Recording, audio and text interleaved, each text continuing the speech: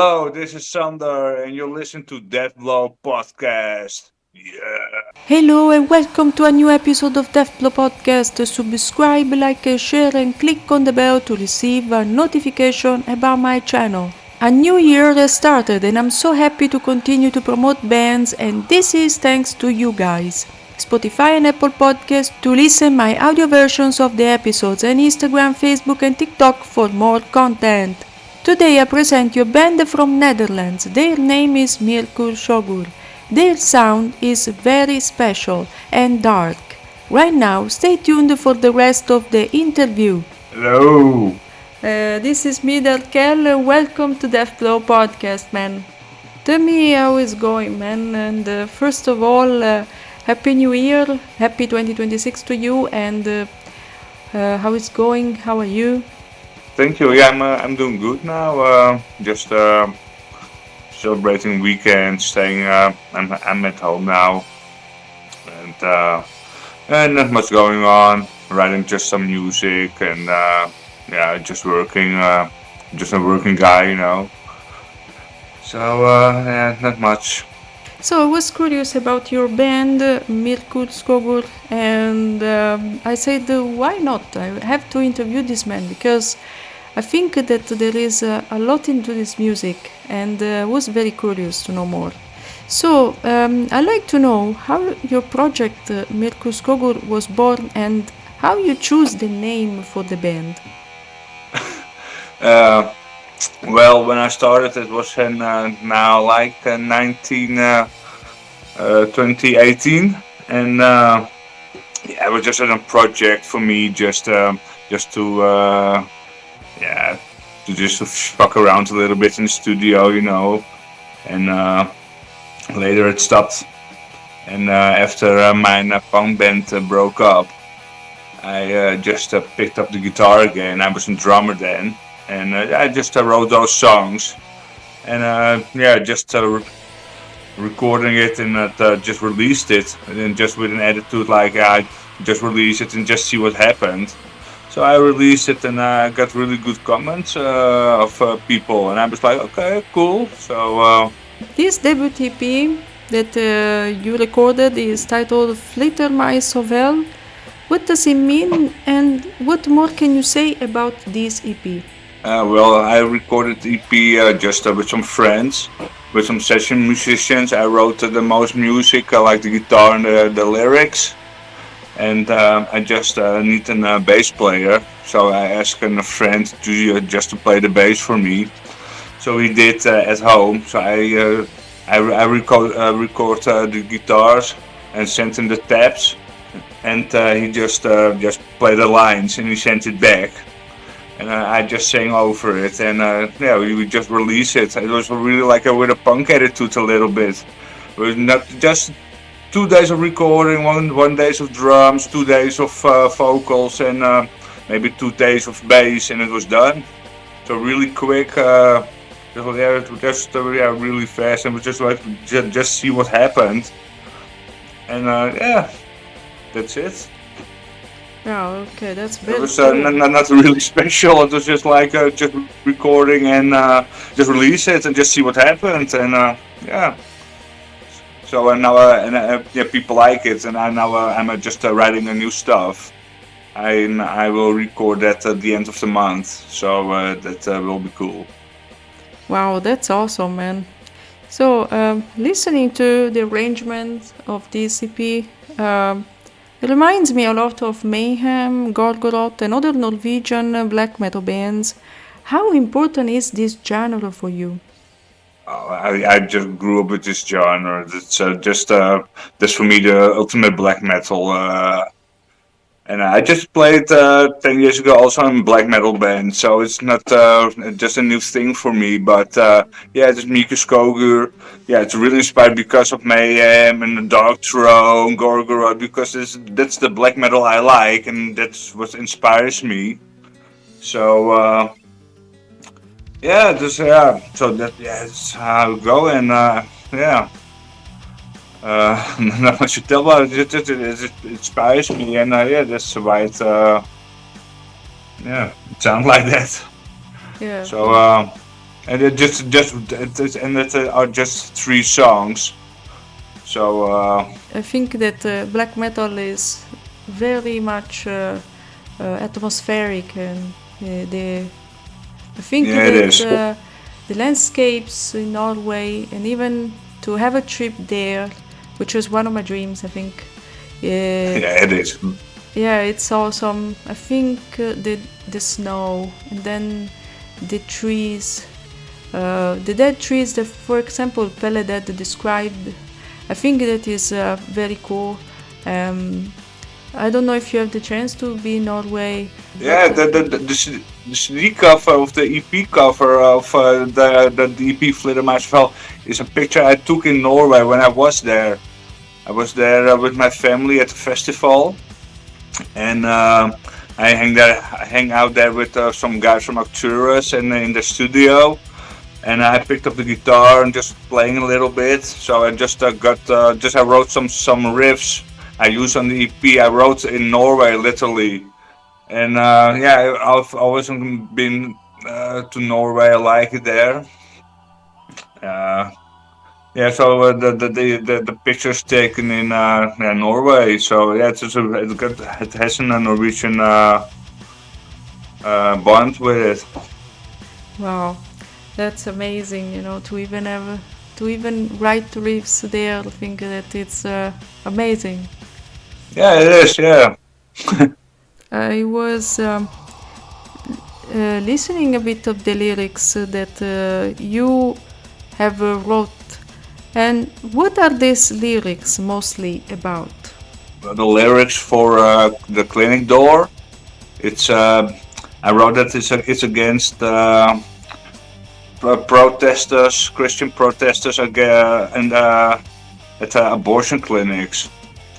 I was each day when I drove home from my work, I was passing by an abortion clinic, and there were always Christian protesters there with signs, and I always open my window and I always shout terrible things to them. So and I just yeah, it's just hypocrisy. I think it is hypocrisy, I mean, they say, yeah, you can't do an abortion because it's murder, blah blah blah blah blah. But the Christians, they killed a lot of people during the centuries. So I think it's fucking hypocrisy. So I wrote a song about it. I think that these protests never saw very much in Italy, because where I live is No. Italy, and we don't protest very much about it. In Italy, we don't protest very much about these things. We protest for Gaza, for other stuff, but not for this. It's crazy. Okay.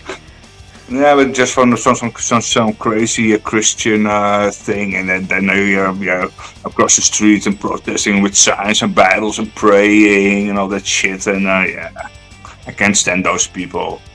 Regarding the cover art, because I even like to analyze the cover art, how did it all come about? Yeah, thanks. It's just the view from Norway. It's the place where I just the rebirth of Myrkur Skògur kind of happened, because since the 2019 the project was kind of dead. So and I was in Norway and I picked up the guitar again and I just wrote some riffs, and then my punk band broke up. And I wrote more riffs, and then I produced the 3 songs with help of a friend of mine, and then yeah, we just released it. And this picture's just the birthplace, the rebirth place of Myrkur Skògur. So that's what I want to show. I know that you have a label right now. How is it going with this label? It's doing good. It's pretty well. Just got a lot of publicity, and a lot of other musicians who offer me to play with me, because Myrkur Skògur is basically a one-man band, and yeah, I can do it live. So some guys offered me to help if I want to put it on a live band. So just think about it, maybe to do it. Yeah, but I just have 3 songs. So I want first my goal is to write more songs, so I just have repertoire to play. So just took some time to really be able to become a live band. So Yeah, I really wish that you will find the right musicians in the future to do it live. yeah, yeah, me too. Because I used to play in a lot of bands, always been a musician. Before this black metal band, I played in a punk bands, and I sing, and I'm a drummer, and I play guitar. I mean, I wrote basically all the riffs, the IDs I wrote out, and I sent it to a friend, and we just go on from there. So basically wrote everything. You play many instruments. Yeah.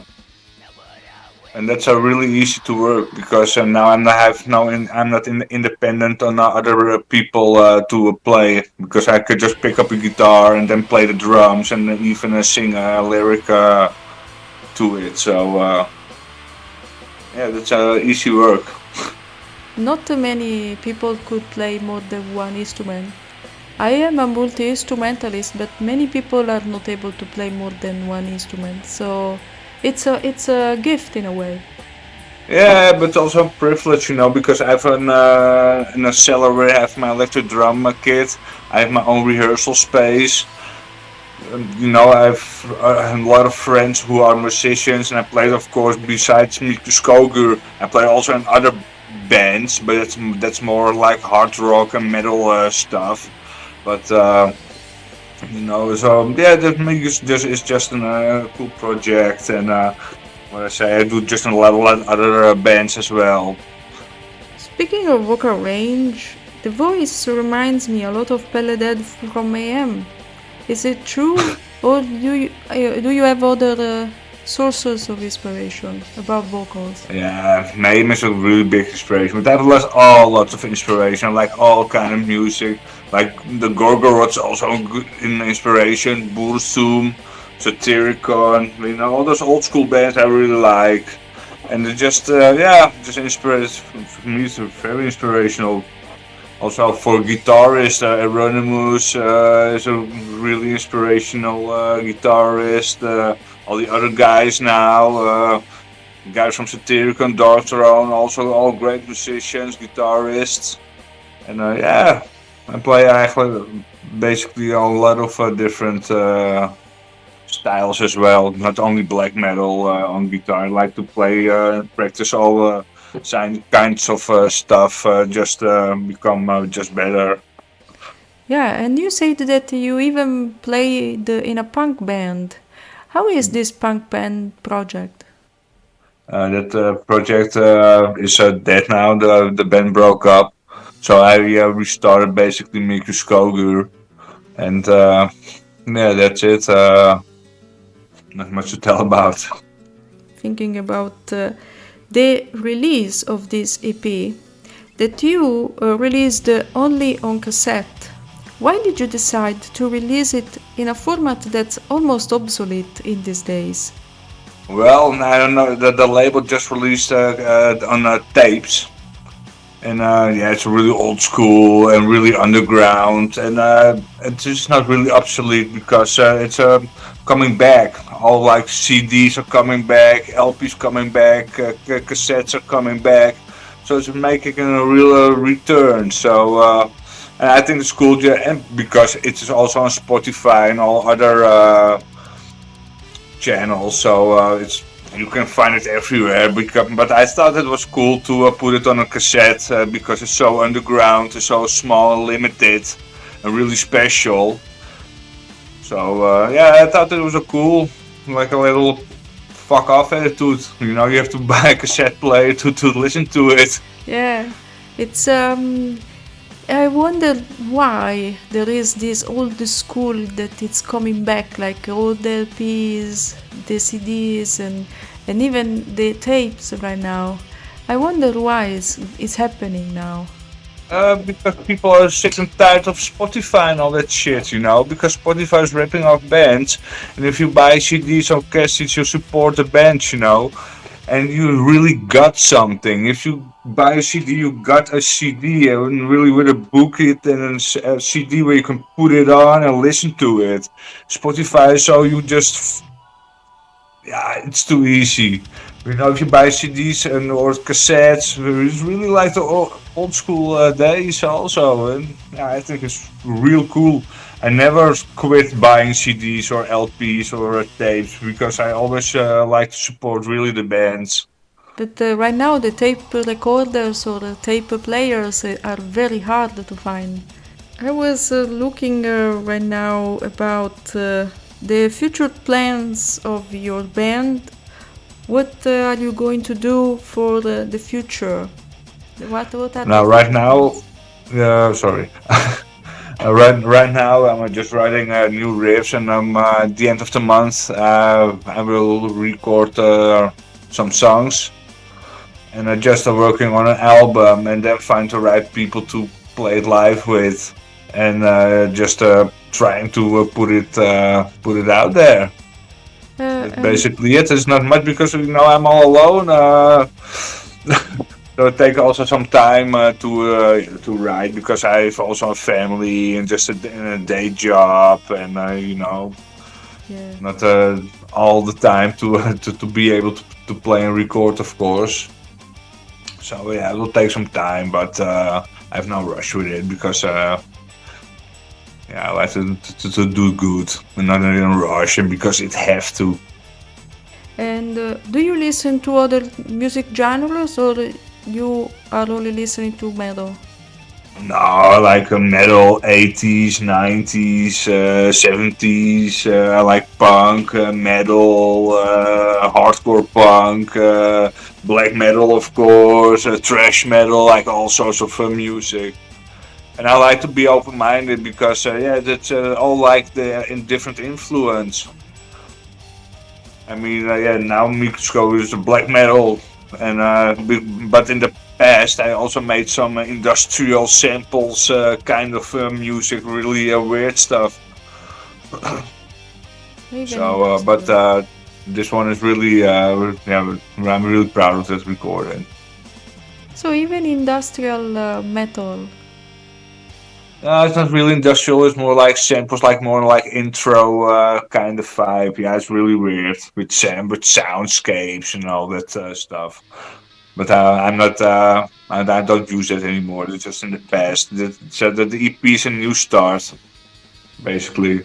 Yeah, I understand. New path, new EP. We could say it like Yes. that. What was the moment you decided that music was the most important thing in your life? Since birth. When I was 3, I already liked bands like Europe and Guns N' Roses. I listened with my parents. I grew up as a metalhead. I don't know any better. And I always been interested in playing instruments. And yeah, since I grew up, I always in my teens I was a roadie, and I helped out bands, and always been there to shows and concerts, and of course I yeah, I started playing guitar and drums a little bit, and yeah, so I grew by time, and yeah, I don't know any better. I mean, it was just music. Playing music is a part of my life. I don't know any better. I think that for every musician is like that. They start when they are younger and they say, "This is what I'm gonna do. Yeah, This is what and I'm yeah, gonna do." for yeah, Right now, talking about a bit in general about not only the artificial intelligence and all that. What are your opinions about this artificial intelligence into the music? yeah. I'm not really glad with it because it's so unnatural.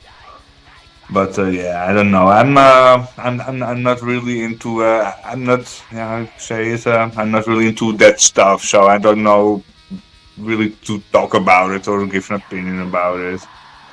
I mean, yeah, I don't know. Say something to finish this interview, something that you wanna say to the public. No, thank you for listening, and Yeah, just keep metal true and yeah, buy my EP and support, and I hope to see you in the future. Thank you so much, man. Okay, that's cool. Thank you. You are welcome. Have a nice night. Yeah, thank you. You too. Bye bye. Cheers. Bye bye. And that's all for this episode of Deathblow Podcast. Subscribe, like and share, and click on the bell to receive a notification about my channel. Spotify and Apple Podcasts to listen my audio versions of the episodes, and Instagram, Facebook and TikTok for more content. See you soon, guys!